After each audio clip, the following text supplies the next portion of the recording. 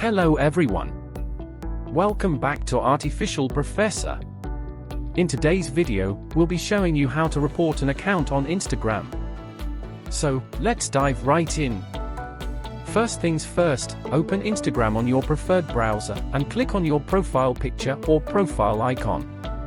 Now select the account which you want to report. Click on the three dots in the upper right corner and then select Report. After that, Instagram will ask for the reason for which you want to report this account. Select any of these reasons and proceed forward to the next step. Now again provide the reason according to your selected option. And that's it.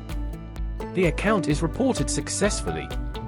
If you found this tutorial helpful, give us a thumbs up and subscribe for more useful guides.